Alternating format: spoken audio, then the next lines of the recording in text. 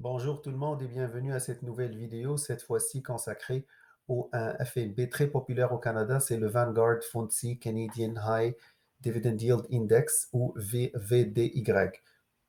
C'est un fonds qui est émis par Vanguard qui émet énormément de fonds. C'est un des joueurs majeurs dans les marchés des FNB ou de gestion professionnelle de fonds au Canada.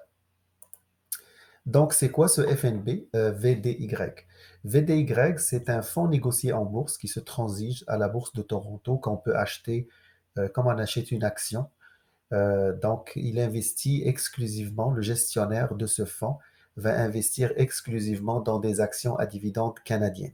C'est important lorsqu'on recherche des dividendes de garder à l'esprit que fiscalement parlant, on est avantagé lorsqu'on investit dans des fonds qui investissent dans des entreprises canadiennes à dividendes ou dans des actions canadiennes à dividendes. On échappe aux retenues à la source qui arrivent lorsque on investit dans des fonds qui investissent aux autres dans des actions américaines, par exemple. Donc, c'est important de garder ça en tête lorsqu'on recherche de dividendes, toujours prioriser les entreprises canadiennes ou les FNB qui investissent dans des entreprises canadiennes, d'où l'importance de toujours se référer au site web de l'émetteur pour lire l'objectif du fonds. Par exemple, pour Vanguard, comme pour la majorité aussi des fonds, c'est des fonds passifs. Donc, dans celui-là, par exemple, c'est de reproduire la performance de l'indice FTSE FTSE Canada High Dividend Yield Index. Donc, il va chercher à répliquer la constitution de cet indice. Puis, lorsqu'on veut faire une évaluation d'un FNB, il faut toujours creuser un peu plus c'est quoi cet indice, il est composé de quoi, pour comprendre comment constituer ce portefeuille. Mais on voit ici qu'ils insistent sur le rendement de dividendes élevé, c'est ça leur objectif principal. Maintenant, en quoi consiste l'indice FTSE High Dividend Yield Index? Dans le fond, ces fonds-là, ils partent premièrement des entreprises canadiennes qu'il établit ici comme un Broad Canadian Equity Index.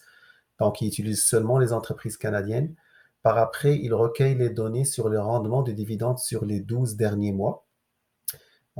Et puis après, il exclut toute action qui ne va pas payer de dividendes, 0 $ de dividendes réguliers au courant de l'année prochaine. Donc, il exclut automatiquement.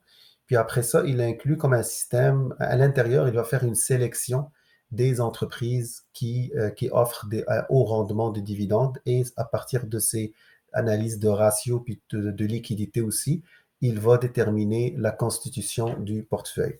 La liquidité, c'est important. On ne veut pas investir dans des fonds qui investissent dans des petites entreprises, des petites actions qui sont difficiles à vendre ou à acheter. Donc, c'est important que la liquidité à l'intérieur du fonds, c'est-à-dire les actions qui constituent le FNB, soient liquides. Et liquide, ça veut dire que c'est des grosses entreprises où il y a assez de volume de trading qui se passe durant le jour. Maintenant, lorsque j'ai essayé de creuser un peu plus sur l'indice, on peut voir que dans le fond, il y a 45 entreprises, donc c'est très bien diversifié, avec 45 titres à l'intérieur. Pour la capitalisation boursière médiane, on parle de 90 milliards, donc presque la moitié du portefeuille dépasse 90 milliards de capitalisation boursière. Donc c'est très important, ça veut dire que c'est vraiment seulement les large cap ou ce qu'on appelle les grandes entreprises qui finissent dans cet indice-là.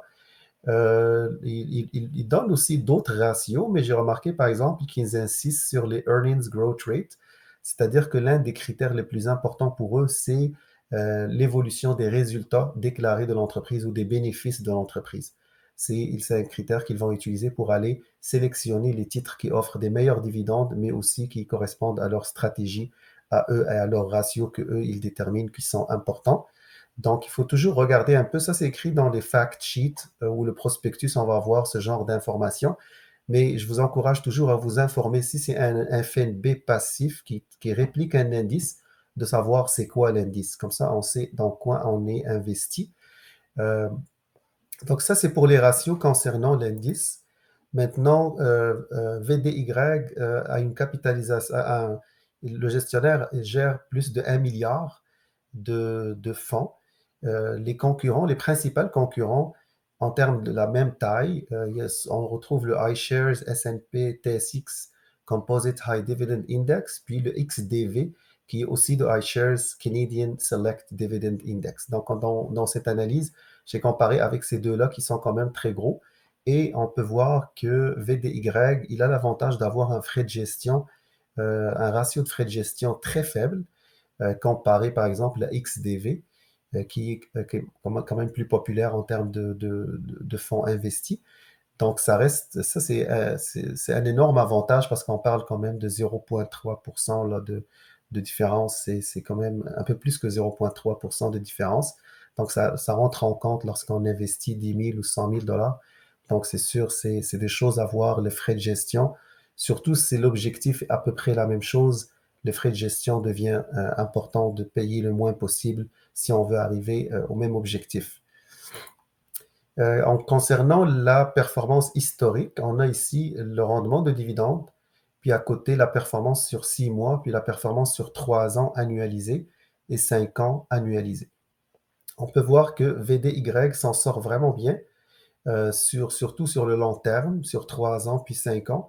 Puis pour les fonds de dividendes, toujours regarder le rendement sur le long terme, c'est ça qui nous donne plus une idée dans quoi on s'embarque.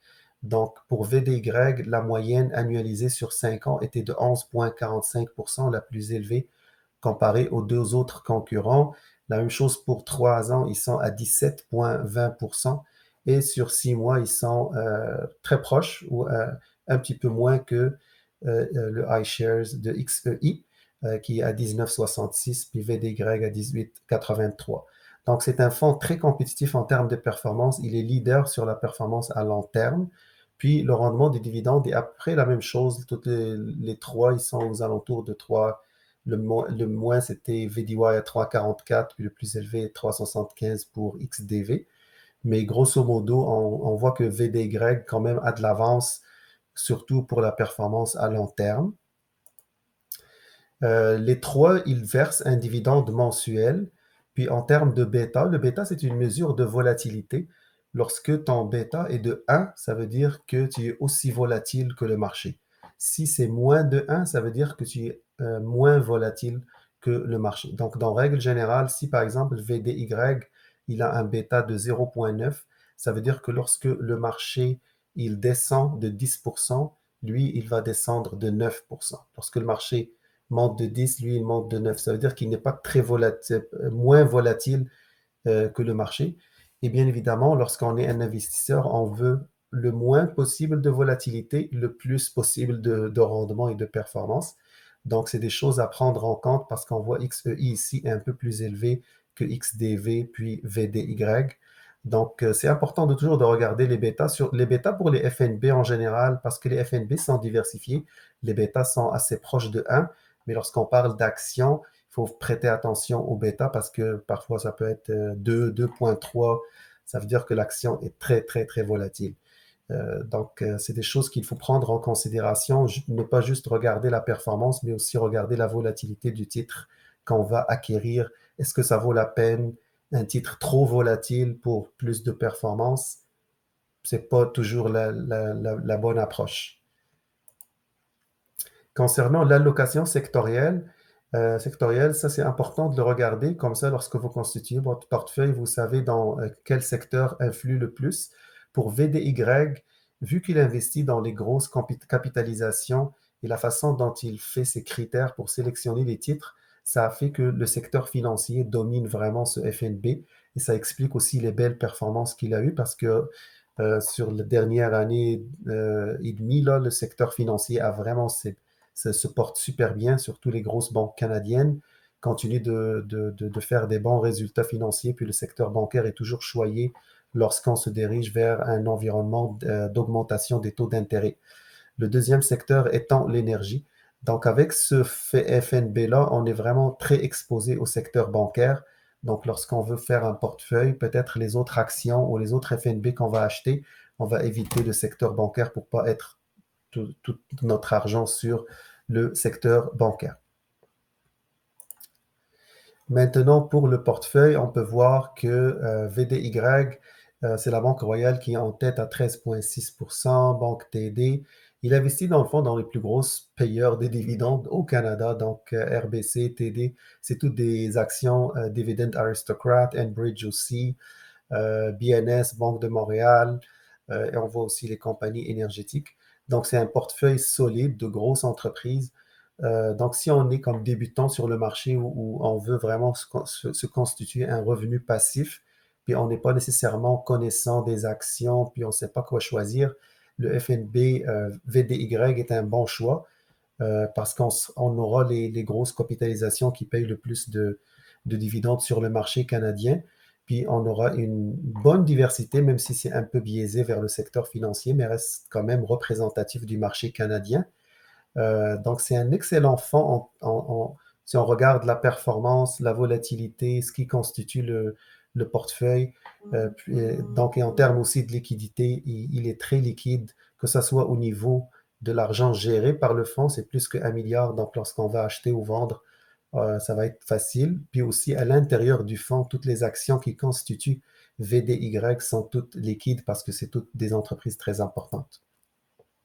Donc, j'espère que cette vidéo vous a clarifié un peu ce fonds-là, ce FNB VDY. Si vous avez des questions, n'hésitez pas. Si vous voulez qu'on parle de d'autres ou que vous connaissez d'autres FNB dividendes qui sont intéressants, donc faites-moi part.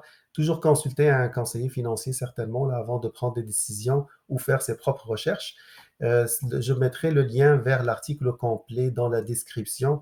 Puis vous pouvez aussi voir d'autres articles intéressants là, dans mon blog, wiseinvestors.com. Donc, je vous souhaite une belle journée ou bonne soirée.